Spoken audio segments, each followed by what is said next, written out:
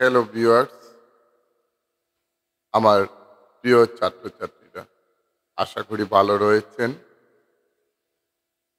বিখ্যাত বাংলা সাহিত্যের কবি হুমায়ূন আহমেদের কিছু অনুপ্রেরণামূলক কথা নিয়ে আজ আমি আপনাদের সামনে উপস্থিত হয়েছি। আধুনিক কবি হুমায়ূন আহমেদ তার কাব্য এবং কবিতায় বর্তমান সময়ের সমাজ ব্যবস্থার কথাকে খুব গুরুত্ব দিয়েছেন এবং তিনি কিছু অনুপ্রেরণামূলক কথা বলেছেন। যে অনুপ্রেরণামূলক কথাগুলো আমরা যদি আলোচনা করি বা শুনি, তাহলে অবশ্যই সেটা আমাদের কাছে অনেকটা আহ, উপকারে আসবে। সঠিক সিদ্ধান্ত নেওয়ার ক্ষমতা একমাত্র ঈশ্বরের রয়েছে। কবি হুমায়ূন আহমেদ বলেছেন যে সঠিক সিদ্ধান্ত নেওয়ার ক্ষমতা একমাত্র ঈশ্বরের রয়েছে। মানুষকে কখনো কখনো ভুল সিদ্ধান্ত নিতে হয়, শুধুমাত্র সে মানুষ তা প্রমাণ করার জন্য। কারণ সঠিক সিদ্ধান্ত নেওয়ার ক্ষমতা একমাত্র রয়েছে ঈশ্বরের, এবং মানুষ কখনো কখনো ভুল সিদ্ধান্ত নেয়, এটা স্বাভাবিক। কারণ সে মানুষ, সেটা প্রমাণ করার জন্য অনেক সময় মানুষ ভুল সিদ্ধান্ত নিতে পারে। তাই মানুষ যদি ভুল সিদ্ধান্ত নেয়, সেটা কোনো মস্ত বড় ভুল নয়। কারণ আমরা তো মানুষ, আমরা অনেক সময় ভুল পথে পরিচালিত হতে পারি, আমরা অনেক সময় ভুল সিদ্ধান্ত নিতে পারি। এই কোনো অবস্থায় এ নিয়ে কোনো অনুশোচনা বা অনুতপ্ত হওয়ার প্রয়োজন নেই। কারণ সঠিক সিদ্ধান্ত একমাত্র তিনিই নেবেন, যিনি ঈশ্বর। মানুষ ভুল করবে, সেটা স্বাভাবিক। ভুল করে মানুষ ভুল থেকে শিখবে। ভুল যারা করে এবং ভুল থেকে যারা শিখে নেয়, তারাই হলো একজন আদর্শ মানুষ, তারাই প্রকৃত মানুষ। আর যারা বারবার ভুল করে অথচ সেই ভুল থেকে শিকার বা নতুন কিছু জানার চেষ্টা করে না, তারা কখনো কিছু করতে পারে না। আপনি কাজ করবেন, কাজ করতে থাকবেন, এবং কাজ করতে গিয়ে বারবার আপনার ভুল হবে, সেটা স্বাভাবিক। কিন্তু সেই ভুল থেকে আমাদেরকে কিছু শিখে নিতে হবে, জানতে হবে, বুঝতে হবে। আমাদের কিছু শিখে নেওয়ার প্রয়োজন। আমরা যদি শিখে নিই, তাহলে এই ভুলটা ভুল নয়। আপনি তো মানুষ, আপনার তো ভুল হবে, সেটা একেবারে স্বাভাবিক। এই ভুল থেকে শিকার প্রয়োজন, ভুল থেকে জানার প্রয়োজন। যখনই আপনি ভুল থেকে শিখবেন, জানবেন, তখনই আবার আপনি দ্বিতীয়বার ভুল করতে যাবেন না, তখন আর আপনার ভুল হবে না। কবি বলছেন যে কান্নার সাথে সমুদ্রের অনেক মিল রয়েছে। কবি হুমায়ূন আহমেদ বলছেন যে কান্নার সাথে সমুদ্রের অনেক মিল রয়েছে। কারণ সমুদ্রের জলও নুনতা, আর চোখের জলও নুনতা। সমুদ্র হলো সেই আহ, যার কোনো কুল কিনারা নেই, একেবারে কুল কিনারা নেই। আর আপনার কান্নারও কোনো কুল কিনারা নেই। আপনার জীবনে আপনি কাঁদবেন, সেটা স্বাভাবিক। আপনি জীবনে দুঃখ পাবেন, সেটা স্বাভাবিক। কিন্তু সেটার মিল যেটা কবি বললেন, যে সমুদ্রের জল যেমন করে নুনতা রয়েছে, ঠিক তদ্রূপভাবে চোখের জলটাও নুনতা। আমাদের চোখের সামনে যা থাকে, তার মূল্য আমরা দেই না। এটাই আমরা সবচেয়ে বড় ভুল করি, যে চোখের সামনে যেটা থাকে সেটার মূল্য আমরা দেই না। চোখের সামনের কোনো বস্তুকে আমরা মূল্য দেই না। আমাদের চারপাশে ঘিরে থাকা ভালোবাসার কথা মনে রাখি না। চারপাশে ঘিরে থাকা যে ভালোবাসা রয়েছে, সেই ভালোবাসার কথা আমরা মনে রাখি না। কিন্তু বাসমান মেঘের মতো ভেসে আসা ভালোবাসাকে আমরা মনে রাখি। যেটা ভেসে আসবে, যেটা অপরিচিত, যেটার সাথে কোনো মিল নেই, তাকেই আমরা মনে রাখি। অথচ চোখের সামনে যথেষ্ট ভালোবাসা পাইছি, সেটাকে আমরা মূল্য দিচ্ছি না। আমাদের চারপাশে অনেকেই আপনাকে ভালোবাসে, সেটার মূল্য আমরা দেই না। চারপাশে অনেকেই রয়েছে যারা প্রতিটা মুহূর্তে আপনাকে ভালোবাসে। আপনার মা, আপনার বাবা, আপনার বোন, আপনার আত্মীয়-স্বজন, আপনার পাড়া প্রতিবেশী, আপনার বন্ধু, আপনার বান্ধব। অনেকেই রয়েছে যারা আপনাকে যথেষ্ট ভালোবাসে। কিন্তু আমরা সেই ভালোবাসারও মূল্য দেই না। আমরা মূল্য দিই তার যে ভাসমান মেঘের মতো ভেসে, ভেসে আসে, আবার মেঘের মতো ভেসে, ভেসে অন্যত্র চলে যায়। আমরা তার ভালোবাসার মূল্য দিই। তাই আমরা আমাদের চারপাশে যে ভালোবাসা রয়েছে তার মূল্য দেওয়া শিখি। যে আমাদেরকে ভালোবাসে তার মূল্য দেওয়া শিখি। চারপাশে যে ভালোবাসা রয়েছে সেটার মূল্য দেওয়া আমরা বুঝি। তবেই হবে আপনার ভালোবাসা সার্থক। চারপাশের ভালোবাসাকে মূল্য না দিয়ে ভাসমান মেঘের মতো চলে আসা ভালোবাসাকে আপনি মূল্য দিচ্ছেন। এই ভালোবাসা বেশি দিন থাকে না, সেটাও আবার মেঘের মতো ভেসে ভেসে চলে যায়। তাই নিজের প্রিয়জন যারা রয়েছে, নিজের মা বাবা, নিজের আত্মীয় স্বজন, নিজের ভাই বোন, নিজের বন্ধু, যারা আপনাকে ভালোবাসেন তাদের ভালোবাসার আপনি মূল্য দিন। যারা আপনাকে ভালোবাসেন তাদের ভালোবাসার মূল্য দেবেন। প্রয়োজনের চেয়ে বেশি ভালোবাসা পেলে মানুষ অবহেলা শুরু করে। আপনি কাউকে তার প্রয়োজনের চাইতে যদি বেশি ভালোবাসা দেন, তাহলে তার কাছে আপনি অবজ্ঞার পাত্র হয়ে যাবেন। সে আপনাকে অবহেলা শুরু করে দেবে। তাই কোনো অবস্থায় প্রয়োজনের চাইতে কাউকে বেশি ভালোবাসা দেওয়ার প্রয়োজন নেই। তাই প্রয়োজনের চাইতে বেশি ভালোবাসার দরকার নেই। কোনো অবস্থায় আমরা প্রয়োজনের চাইতে বেশি ভালোবাসা কাউকে দেব না। প্রয়োজনের চাইতে বেশি ভালোবাসা যখনই আপনি দিতে যাবেন, তখনই সেই লোকটা আপনাকে অবজ্ঞা করবে, অবহেলা করবে। আপনি তার কাছে অবহেলার পাত্র হয়ে যাবেন। তাই আমাদের উচিত কি? প্রয়োজনের চাইতে বেশি ভালোবাসা কাউকে দেওয়ার দরকার নেই। যখনই আমরা প্রয়োজনের চাইতে বেশি ভালোবাসা দেব, তখনই দেখবে সে আপনাকে অবহেলা করছে, সে আপনাকে অবজ্ঞা করছে। জীবনে সহজে কখনো কাউকে বিশ্বাস করতে যাবেন না। অতি সহজে কাউকে বিশ্বাস করতে যাবেন না। কারণ যাকেই আপনি বিশ্বাসযোগ্য মনে করবেন, সেই আপনার সাথে বিশ্বাসঘাতকতা করবে। তাই জীবনে অতি সহজে কাউকে বিশ্বাস করতে যাবেন না।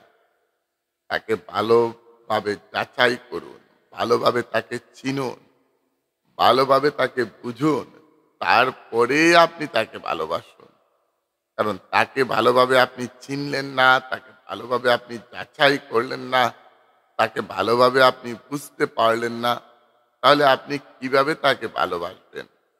তাই ভালোবাসুন তাকে, তাকে ভালো করে যাচাই করুন। যদি তাকে ভালোভাবে যাচাই করে মনে করেন যে সে আপনার ভালোবাসার পাত্র, সে আপনার বিশ্বাসের পাত্র, তাহলে অবশ্যই আপনি তাকে বিশ্বাস করবেন। কিন্তু হঠাৎ করে কাউকে বিশ্বাস করা ঠিক নয়। কারণ আপনি হঠাৎ করে যে লোকটাকে বিশ্বাস করতে যাবেন, সেই লোকটাই আপনাকে বেশি আঘাত দেবে। সেই লোকটাই আপনার সাথে বিশ্বাসঘাতকতা করবে। তাই কোনো অবস্থায়, কোনো ক্ষেত্রে আপনি কাউকে এত তাড়াতাড়ি বিশ্বাস করবেন না। কোনো অবস্থায় না। এত তাড়াতাড়ি কাউকে বিশ্বাস করতে যাবেন না। কারণ সেই আপনার বিশ্বাসঘাতকতা করবে আপনার সাথে। মাঝে, মাঝে আত্মার সম্পর্ক, রক্তের সম্পর্ককেও অতিক্রম করে দেয়। এটা ঠিক।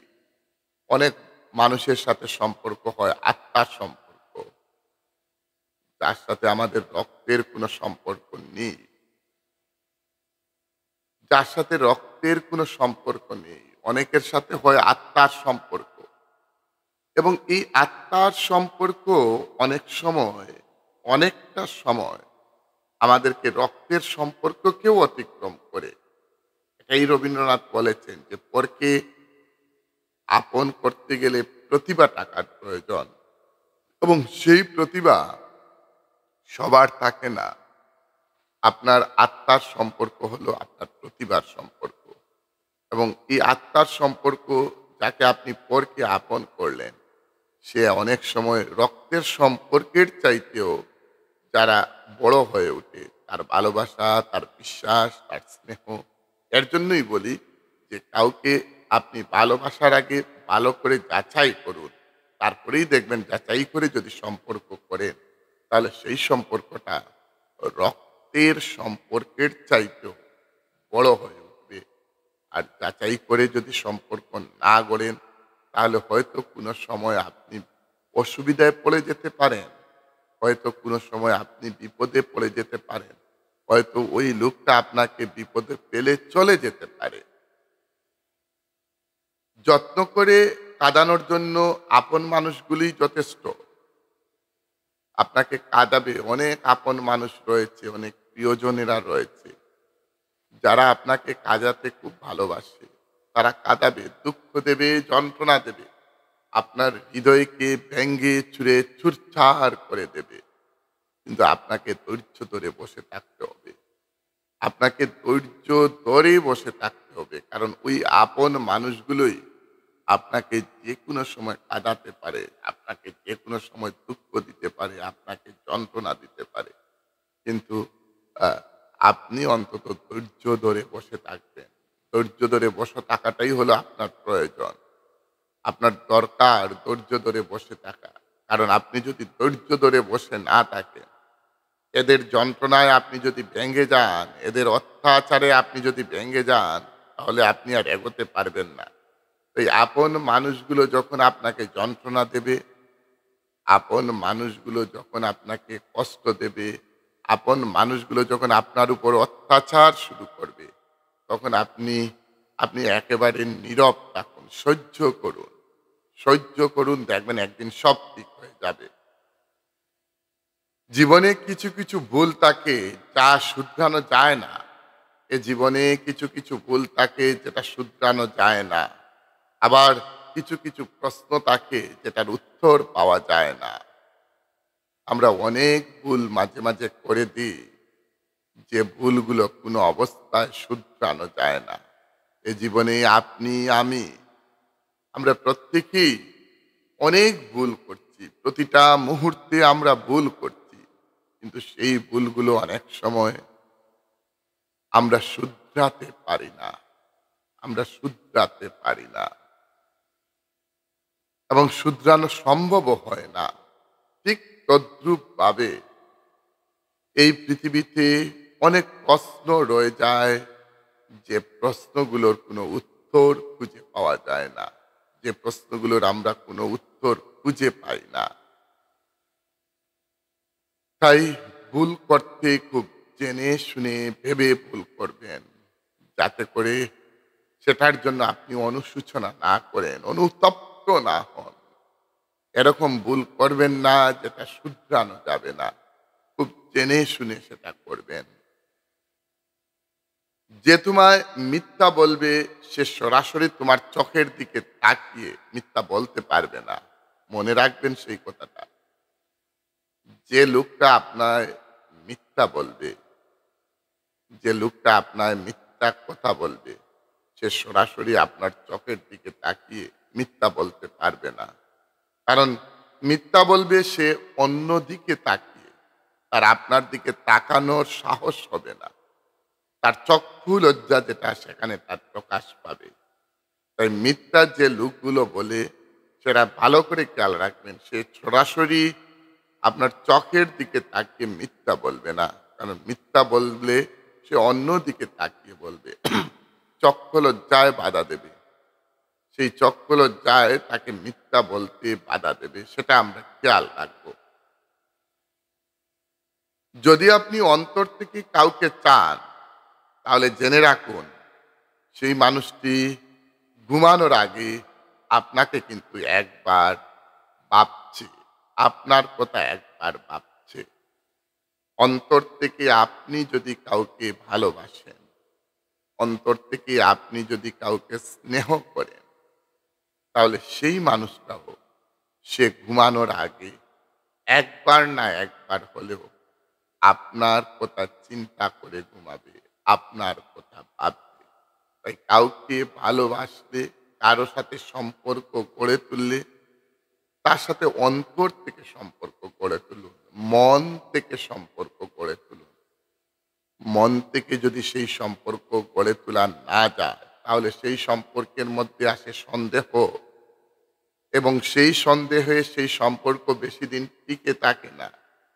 তাই যে মানুষের সাথে আপনি সম্পর্ক গড়ে তুলবেন, সেই মানুষটার সাথে আপনি অন্তর থেকে সম্পর্ক গড়ে তুলবেন। মন থেকে আপনি সম্পর্ক গড়ে তুলবেন।